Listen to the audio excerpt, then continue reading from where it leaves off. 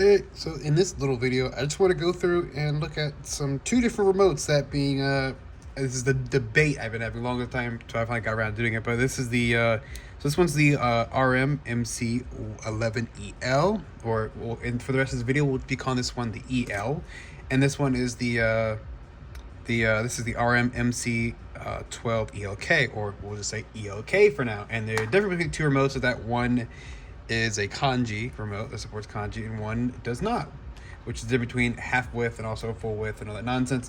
But the big difference is that these remotes are radically different, and you can get either or for a selection of players. There's I don't know about the other two, but I'm pretty sure it's gonna be kind of a similar comparison, because I consider this remote to be a very cheapy remote, and this one to be a much more premium remote. I think also if you look at the prices, that will also answer what I'm saying. So we're gonna use this to hold all these daggone remotes. So here's one, and here's a two, and we're going to switch between the two as well. I may just plug the other play in this one. The reason why I'm going to make this video is because it's probably a good idea to look at this one after looking at remotes, because yeah, this one, while this is like the dime a dozen, you can pick these guys up for nothing because there's so many of them.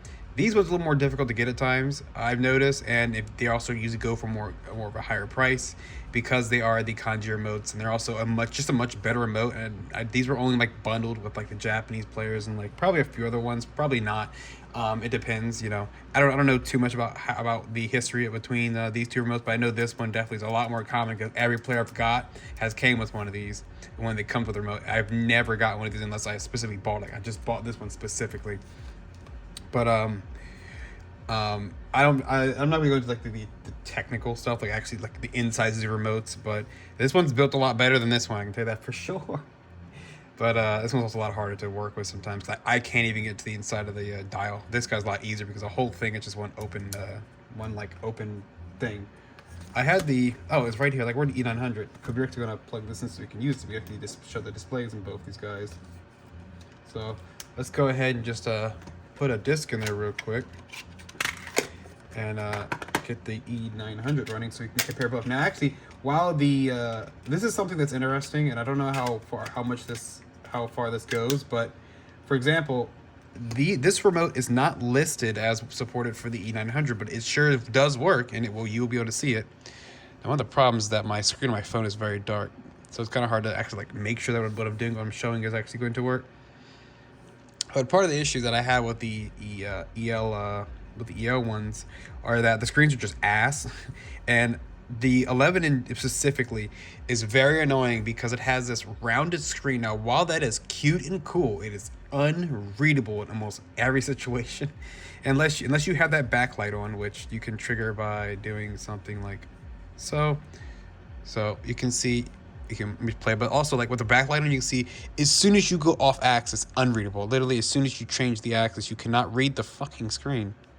Let's switch it to this because I'll keep the screen on longer. But yeah, the biggest issue with this guy is the backlight, because as soon as that backlight is being used, it's just, you can't read it.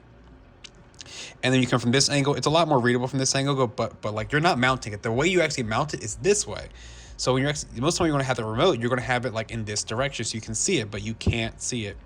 Another problem is you come from the other angle, an angle that you would typically look at it from. It's also very hard to read when you're coming from that angle. You can only really see it from like the angles that are not the angles you would look at it at. So like from like, if I hold like this and I look at like from like almost the same view you're looking at, it's not readable. I can't read the screen. It's not readable. And that's my biggest gripe about this remote, is that they're just so fucking unreadable. You just can't read them. Now while I do like the buttons, these are a lot easier to actuate. You know, you can also, it's a lot easier to do this, you know, to adjust the volume and stuff like that. While all the buttons are nice to use, it doesn't change the fact that you can't read the goddamn screen. That's the number one problem with this remote, is that. It also doesn't support kanji, so since this is considered a low resolution display, it can't actually show it. So if you go to something like this, where, you know, let's actually put it into a state. Now you can see the backlight on this guy is much different. It's not the same backlight. And you can see as you change the angles, you can always read the screen. You can almost, like pretty much every angle, the screen is 100% readable, but making it very easy to glance at. So if you're like coming from an angle, like just like it was on a bag or something, you can easily read that screen so much easier than that nonsense one. You also note that this one it has a smooth scroll while this has a stepped scroll. Now, while the step scroll is kind of annoying, it also does make it easy, more readable, because on this one, like, it makes it even worse when you're on these off axis, because as it's scrolling, the screen cannot refresh for fast enough to actually keep those pixels actually dark enough to read. So because of the fact that it's constantly scrolling, it just makes it really hard to read off axis. Well, in this guy, since it's stepping, it's much more readable. Now I'm assuming that, like, since this is a much more premium remote, they obviously thought this stuff through, and they're like, oh, well, all these problems we have, we'll just fix them in the new one. So that's part of it. Also, other things, like, because the screen is so high resolution, you can also be able to see words like the M timer actually shows melody timer. So we go on here. Come on. I hate that damn button sometimes. Yeah, it will only show M timer because the screen is not it doesn't have enough resolution to show it. But there are some weird quirks. Like, I think this one is kind of weird. Yeah. There are some quirks between them where, like, it's just because of the resolution, how high it is, the way it displays text. It's always trying to show full width text, so it just makes everything is just a lot bigger on this guy.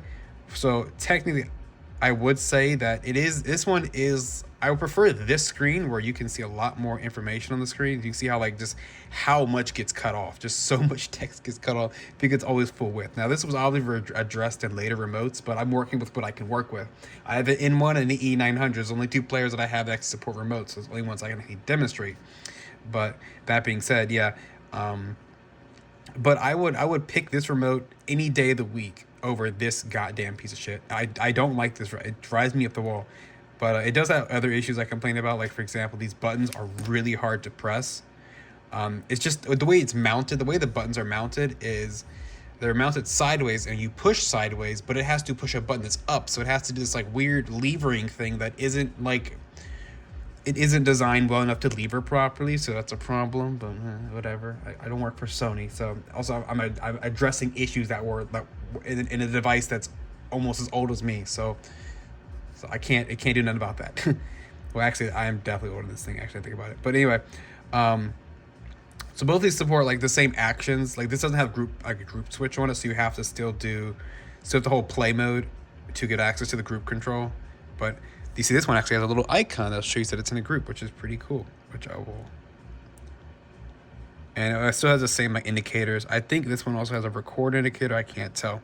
But like I said, this is like, I don't need to go on forever about this. It's already like 7 minutes to explain a goddamn remote. But the big things are round screen bad, flat screen good, because on any angle that light hits it, you can almost always read. You can actually glance this. This one you have to, like, really try to read it, and because of the fact the window's so small and the screen is so deep in there, and the border, the way it's situated, and that's in this curved window, because of that, like, because it just creates these massive shadows where it becomes really hard to read, where, like, you can still see this one, while on this one you can't read it at all. It's just how it is. Also, they have different, these have to be 2 completely different display types, because this one, I described the color as like the blacks are more like a ballpoint pen black, and that's the best way I can describe the color. It's not, the colors I would think. But, like, well, this one's more like a grayish, not 100% black. But yeah, this one, it's just a lot better remote. Also, oh god, the other big thing, this is better than this. Ow, that's fucking loud. But yeah, this, I'm not a big fan of this because it's annoying. It makes the remote stick out all the time. It makes it hard to mount on a bag at times. While with this one's a lot easier because you can just, it's just like it's a clip, and the remote's on the top. But it does mean that it makes clicking on items a little more difficult, because you have to actually click on that enter button, which is the repeat button on this one. You can see right there. You have to actually click this button instead of clicking instead of using the dial to click on things and clicking the end button, the stop button, which is good. It's also good because we use the stop button's not the end, so you can't actually hit it, because if you're doing a recording and you forget to lock the remote, if you hit that stop button, your recording's over. Where this one, you have to actually really make an effort to hit the side of these. But the button's also, it's still too big. I don't know what the fucking, I prefer the pause button to be bigger than the stop button. I don't know how often I'm stopping things, so. That being said, that's about it. There isn't much. We're just blabbering about remotes, but it's something that I care about because it's something that has driven me up the fucking wall. It's driven me up the wall using the 11EL. This thing is I hate this remote, but I have two of these guys, and these are expensive. That's the only problem with these guys. They're expensive because they just aren't.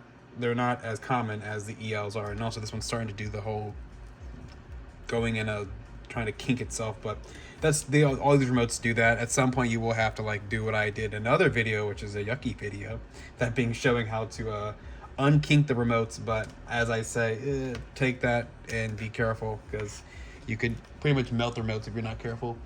But what I was talking about with the other one is that, like, how, you know, I have so many of these things that I'm able to mount one of these guys on the remote, on this remote on the bag, which makes, you know, it's okay the way it is. I'm not complaining too much that it's like this, but, you know, when it comes to, like, I would like to have more of these. It would be so much nice to have more of those remotes, and pretty much substitute the model I'm saying for the other set, because I don't have them, but I know that they're probably going to be the same exact issues.